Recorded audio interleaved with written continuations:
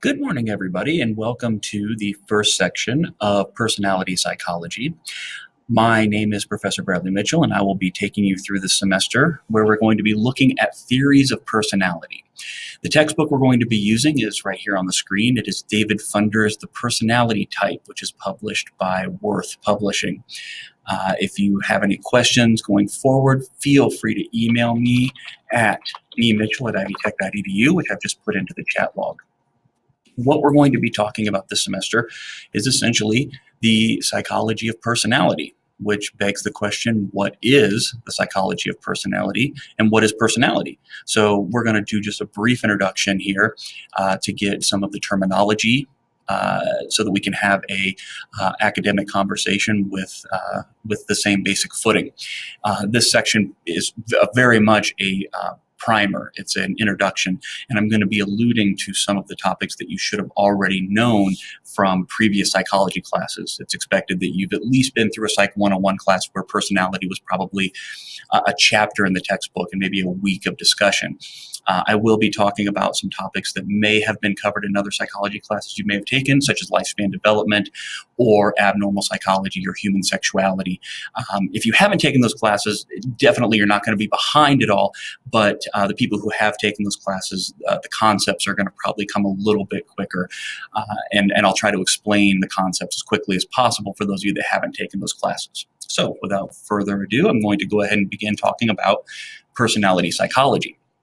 And the objectives of this first section is basically to discuss what a personality psychologist does, to define personality, which is much more difficult than what just giving a simple definition would normally entail, and talk about the goal of personality psychology and the advantages and disadvantages of personality psychology. So there's a concept known as the psychological triad that I'm just going to plant as a seed at this point. We're not going to talk about it in depth in this first section, but you're going to hear that term going forward, and I just want to make sure that that's a term that I'm trying to pique your interest a little bit when we actually get to that point. There is an overlap with personality psychologists and clinical psychology. So again, if you've taken Psych 101, but if you've taken Psych 205, you'll remember that clinical psychology is the field. It's the biggest field in psychology. And it is what most people think of when they think of a psychologist. It's the person who works with individuals who are having extreme patterns of behavior or thoughts, or in this case, personality. What we're going to look at in this course is personality disorders, which is within the realm of the work of the clinical psychologist, but it's very different than almost every other type of psychiatric or psychological disorder that we would talk about in Psych 205, abnormal psychology. And even going back even just a couple of years ago, when we had the previous iteration of the Diagnostic and Statistical Manual, the DSM. In the DSM-4 and the DSM-4-TR, we had something called the multi-axis system, a 5-axis system where different parts of the person were broken down. Psychiatric disorders, medical conditions was in axis 3, general psychosocial issues were in axis 4. Personality disorders were so different than the traditional psychiatric and psychological issues of bipolar and schizophrenia and somatoform disorders that they actually put them into axis 2 because they're fundamentally different. Both the clinical psychologist and the personality psychologist are trying to understand the whole person, but the personality psychologist is really trying to understand the person as they are. The clinical psychologist is trying to assist the individual in taking some of those deviances and some of those distressing things about their personality and changing them. And in personality psychology, we're looking at the whole person. Remember from Psych 101, there was that term Gestalt, German term, basically meaning of the whole, or the whole is greater than the sum of the parts. If we take a Gestalt approach, we know that personality is just a piece of the puzzle, but a personality psychologist focuses on that one particular piece and then how it fits into that puzzle very effectively. And so there is no one awesome awe-inspiring definition of personality. A lot of people take a lot of different things into personality, but we have to start out with a common term. And that common term that we're going to use in this class is an individual's characteristic patterns of thoughts, emotions, and behavior, together with psychological mechanisms, hidden or not, behind those patterns, okay? So if you want to think about it in a very simple way, the individual's characteristic patterns of thoughts, emotions, and behaviors, boom, that's it. That's your personality. It's how you think, how you feel, and how you act. But then we take in the secondary part, together with psychological mechanisms, hidden or not. And that not is huge in personality psychology, because when we start thinking about psychological mechanisms that are hidden or not, the not is the things that we're aware of, better known as consciousness. But the hidden part, you should already be, your radar should already be up and be thinking, wait a second, hidden psychological mechanisms. Are we talking about Freud here? And we are. We're talking about Freud and Jung and the psychodynamic perspective, the psychoanalysts, the neo-Freudians.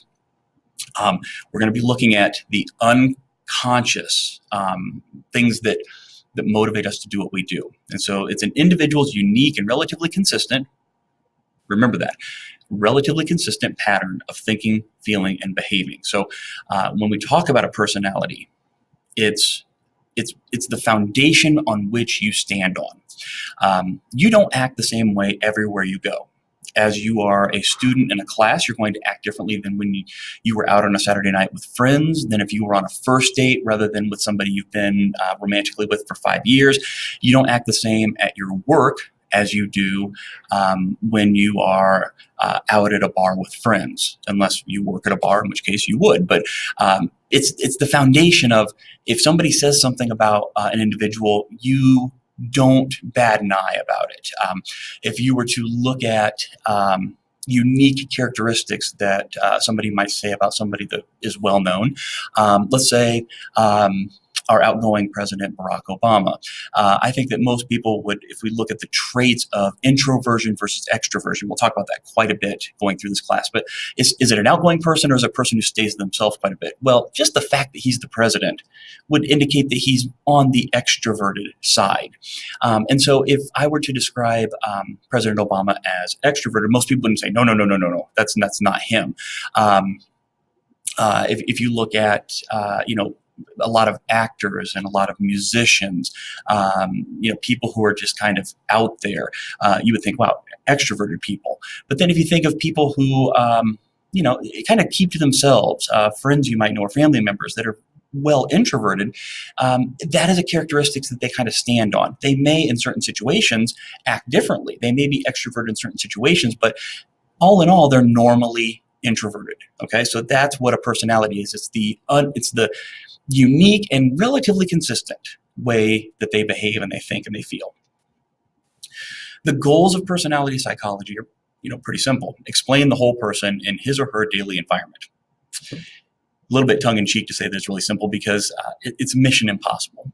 You cannot describe how a person is going to act in every single situation. It is impossible. You can say how they will most likely act in certain situations, but just think about all the important behavior that you've performed recently and all the reasons for that behavior. You may be completely introverted. You may be completely, somebody who is the wallflower, the person who would rather sit and read a novel than go out to a lively party.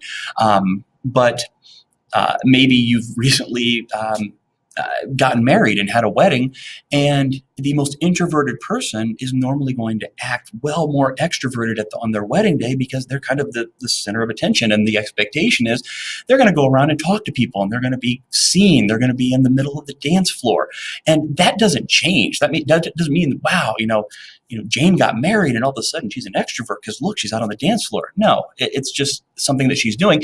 And if you were to ask her, did it take a lot of energy for you to get on that dance floor? Jane might say, oh, yeah, I hated it, but I was expected of me, so I acted that way. So we never know how a person is going to act in every single situation, but personality helps us make a educated and logical decision. The basic approaches to personality science is that we are going to use one of three big ideas. These are the ones that we're going to talk about over and over and over. Trait, biological, psychoanalytic. Okay? Let's get the easy one out of the way. Psychoanalytic. If you had me for Psych 101, if you've ever had me, if you've ever heard one of my lectures, if something starts with psycho, you can almost always make a good guess that it's going to be a Freudian concept, psychoanalytic, psychodynamic, psychoanalysis. And so if it's Freud, the primary concern is the unconscious and the internal mental conflicts, okay? We're just introducing these concepts, not expected to understand, just kind of an introduction. The biological approach is that your mind, the brain, the gray, pink, mushy thing inside your skull is going to dictate who you are and how you act. So on the nature-nurture scale, it's way on the nature side, that you're born with this central nervous system, the brain and the peripheral nervous system that reacts in certain situations more dominantly through a certain personality type, okay? And so that's the biological approach. But the one that we'll talk the most about, and the one that most students really understand almost intrinsically, is the trait approach. And even in what I was talking about a few minutes ago with extroversion versus introversion, that was using what's called the trait approach, that it's usually a kind of a binary thing, that I'm either introverted or extroverted. Yeah, I'm either thinking or intuitively taking things in. I'm judging people, or I'm perceiving, and I'm getting some of these a little bit mixed up, and I apologize. But if you've ever heard of the Myers-Briggs or the 16PF, these are trait-based personality assessments. And so if you've ever taken the Myers-Briggs, you may not know that that's what it was called, but if you ever took a test on taking a test, the actual Myers-Briggs, or sometimes on Facebook, social media, they have these little fake Myers-Briggs, but you get a 4-letter acronym that tells you what kind of personality type you are, an INTP or an ENFJ. That's the trait approach, because you put those 4 traits together and you get kind of a personality type. And we will talk quite a bit about trait approach, and we'll also talk about the Myers-Briggs during the semester. We also have something called the phenomenological approach. And this has kind of a breakout of the humanistic and the cross-cultural, but phenomenological approach basically is the nurture side. So if we think about the biological being nature, the phenomenological is how do you act because of the situation that you're in? And people who are, really on the phenomenological side will say people act the way they do because of the situation that they're either born into or they put themselves into, or situations that are kind of out of their control. So we'll kind of compare and contrast those two throughout the semester. There's also the learning and cognitive approach. These are the behaviorists, the people that it's very similar to phenomenological, but it's more about how our behavior changes because of life experiences. And so again, we go back to section 5 of Psych 101, the learning and conditioning chapter. So if you had me for that one, I focus on that chapter very heavily, because I tell you, you're going to come up with this again and again and again in almost all the sciences. Plus, I find that it has a good applicability across many different academic programs, nursing and business and econ and education, and even in the more technical side, learning how people act and interact with certain stimuli will help. So classical behaviorism, social learning, cognitive personality, we'll talk about those when we get into the learning and cognitive. And you'll hear the same names you heard in Psych 101, Skinner, Pavlov, Watson, Thorndike. They come back to bite you. So hopefully you didn't etch-a-sketch your brain when you left Psych 101 and dropped all that. There is some continuity in these psychological courses that we have. So when we look at all those, we just put out about 5 or 6 different approaches to personality. Are they competitors or complementary to each other? I'm going to say that they are completely complementary, with the asterisk that most people who are personality psychologists will say that they have an affinity or a stronger approach to certain approaches. If I were to have to put one out there, because of the work that I do as a behavioral psychologist, as a behavioral consultant, I would say that most of it, I believe, is somewhat behaviorally driven. But I also know that there's a biological component. I know that the trait approach really explains personality quite well. And, I'm one of those people who kind of hold on to the psychoanalytic approach, that I think that there is a lot of unconscious motives and unconscious biases that kind of make our personality. And that term bias, in 2017, the term bias in the past couple of years leading up to now has really changed. And so I want to make sure that we understand that I'm not talking about biases as in racism or people who are against certain subcultures, but just the bias of what I tend to think about, what I tend to gravitate towards. So I'm a good example of the OBT, the one big theory. That I'm very much against the one big theory. I think that we're going to have to go to a smorgasbord and a cafeteria and try to pick out different things to make sense of everything. There's not one big theory to solve everything. For those of you that have studied physics, that's what drove Einstein, and he never really got there. And it's what drives people like Brian Greene, who's studying things like string theory and gravity and time. They're looking for the OBT. They're looking for the one big theory. And in human nature, we love to have one big theory. Religion is based off the one big theory. Most sci-fi television shows are based upon the one big theory. We want an answer to something. And you know what? We have found that there's not a lot of OBTs out there. And I do take religion and kind of set that aside, because if you have the belief that you have the OBT in religion, set that over here. I'm not saying to disregard it. I'm not saying to discount it. I'm saying as we look at these things scientifically, don't let your OBT keep you from contemplating. I'm not saying to take your religious ideology and take your religious beliefs and just throw them away. I'm saying set them aside. In the same way that when we're having a discussion, if we're having a didactic interaction in the class, I would want you to think about things in that in my way, but I'd also want to hear what your OBT is and how we can kind of bring them together. So always be thinking about that. Take your personal biases, your personal OBTs, set them aside, and then bring them back and open them up when we're having a discussion, because that's the only way that we can learn from each other. The quote here, Funder's first law: great strengths are usually great weaknesses, and surprisingly often the opposite is true as well. What that means is, anything that is seen as a great strength is also a great weakness, because sometimes we use that to prop ourselves up.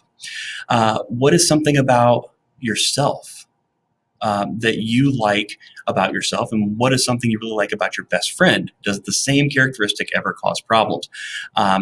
What we find in partners, what we find in friends is often sometimes something that we're looking for, but it also in certain quantities may drive us insane. It's the same thing that too much of a good thing is not a good thing. You may love cheesecake, but if I give you one piece of cheesecake, you're like, oh, this is wonderful, this is great, and it fills you up. But if I tell you, okay, now you've eaten one piece of cheesecake, now eat the other 7, and you can't leave until you do, eventually cheesecake is going to become just an awful thing for you. And so great strength, the sweetness of the cheesecake, the texture, can be a weakness when you've eaten the 6th piece. You're like, oh my goodness, this is just too sweet. I want something that tastes different. It's the quantity, not the quality. The goal in this course is to account for the whole person, the gestalt. Okay. We're going to do this in a gestalt way because it's inclusive, it's interesting, it's important. Unfortunately, sometimes it makes it unfocused. When we try to look at too much of one thing, it becomes incredibly difficult. If we take a basic approach, on the other hand, we can look at traits, we can look at certain topics, but it's poor at addressing other topics, or it just ignores them. It just says we're going to focus on this one thing, and that's it.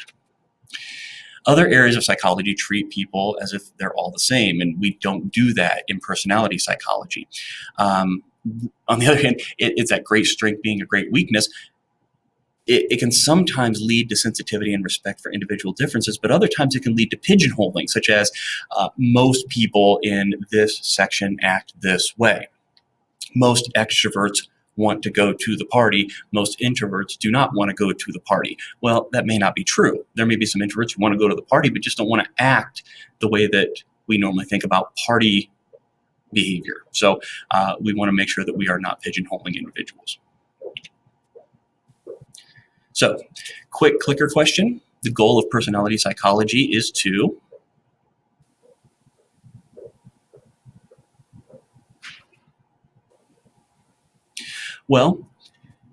we can look at this and we can say, well, this seemed like a bad idea, so let's get rid of this one. But there's something to be said for the one big theory. To understand extreme patterns of personality, well, that's really the clinical people. Even though it is part of it, so let's get rid of that one. Explain how people think in ways that differ from other people. Well, that's more of a cognitive approach, less of a personality approach. Explain the whole person in their daily environment. Well, that seems like a really big thing to accomplish.